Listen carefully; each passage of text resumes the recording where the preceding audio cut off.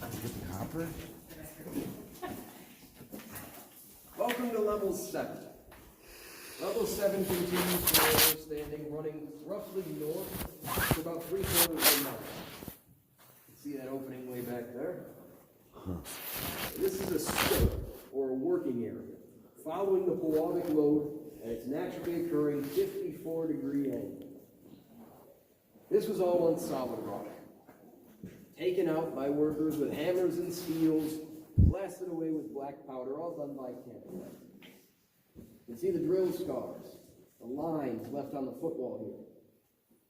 Left behind with the steel, 12-pound hammers. The stope here extends upwards, 60 feet up. That's the drift tunnel for level 6. Continues almost to level 5. Roughly 110 feet of space here. All one solid rock. This is level 7. Can't even see most of it. Part of level 6. There's 92 down. A fraction of the workings that we're experiencing. Throughout the operations of the Quincy mine, they produced over 900 million pounds of copper. Copper country as a whole, from the 1840s until the 1990s, when the White Pine mine eventually shut down, over 14 billion pounds of copper came out of this region. Copper that helped fuel the development of our nation. Industrialization, electrification. Even before that, copper sheathing for wooden-hulled ships. Copper roofing. Brass and bronze for the tools of war, cannons. And always find a use for it. As our nation progressed, demand for copper went through the roof, and the industry here rose their production to match that demand. Pulling up copper as fast as we could use it. Men from all over came to be underground here. The Cornish, we talked about them earlier, from Cornwall, England. They're their own hard rock mines, predate the Romans. Best miners in the world. They ain't the only ones here. We also have Englishmen, Irishmen, French Canadians, Germans, Austrians, Italians, Finns, Swedes, Norwegians, Russians, people from all over. All you had to do was know anything about mining or do petty stuff. You can come here, get a job. Companies will happily pay you. People came underground, setting aside their differences, pulling up copper, helping to build a better tomorrow.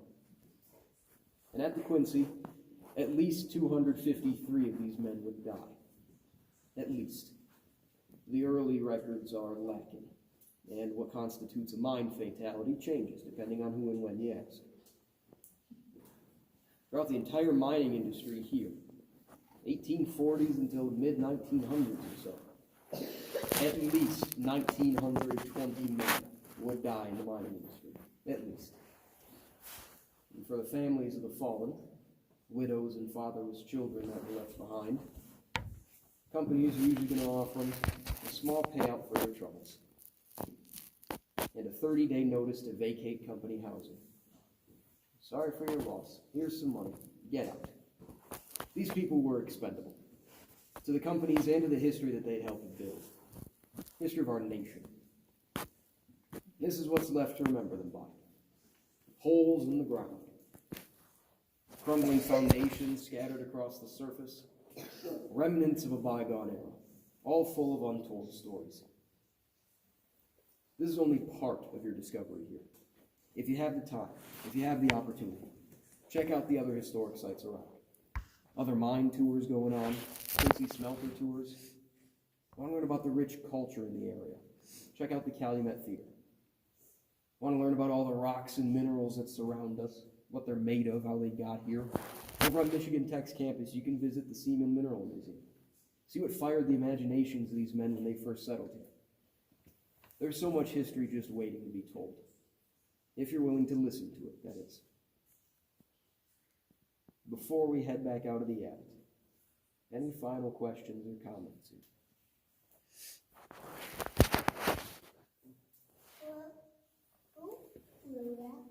Who what? Who filled that big hole? Oh, that was actually a lot of holes.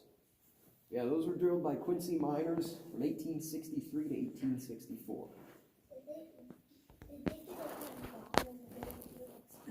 lot of really small mines.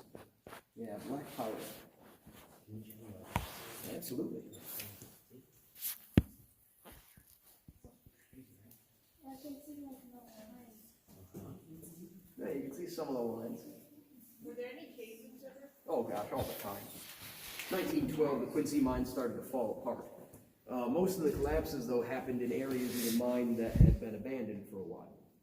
So it didn't really matter. Yeah, those air blasts. That's the result of major collapses. I think Quincy documented in 1 year 200 of them in a single year. Yeah. Past level 30, the rock kind of gets scary. Up here at 7, it's really nice. Because the deeper you get, the more weight is being supported by this hanging wall, the more prone the rock is to collapsing. Here at level 7, it's very stable. Down at level 92, the rock sometimes just explodes out of the wall. They're still active, like, not sure, like, you're going down to that level, or you're on. Oh, it's flooded up to 7. Oh, flooded up. This is as deep as we can get without a scuba tank and a really good flashlight.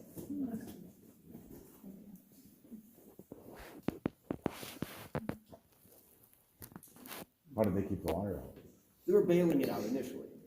Wooden buckets, eventually bailing skips that they brought in, 1,300 gallons of water per trip. Then in 1926, they put in electric water pumps. And those pumps ran up until 45. When the mine shut down, they shut the pumps off. It took 55 years for the mine to flood from 92 up to 7. Yeah, we're talking hundreds of millions of gallons of water that have flooded up the mine now. Someone did an estimate. I think it's over 600 million. A lot of water, because they took out a lot of rock. So they take the rock out, they would, all the rock would go right to the smelting plant? No, it's gonna go to the stamp mill to separate the copper from it. Then that copper concentrate or mineral, as they called it, is gonna go to the smelter. But they would take everything? Whatever had copper in it. Oh, Poor rock is rock with no copper in it, they're gonna leave that. They're gonna stack it up along the walls, leave it in piles and abandoned drifts. gotcha. I'm gonna step out of the way here in case you guys wanna grab some pictures before we head out. As we're walking out of the admin as well, if you have any more questions, feel free to ask. Happy to answer them for you.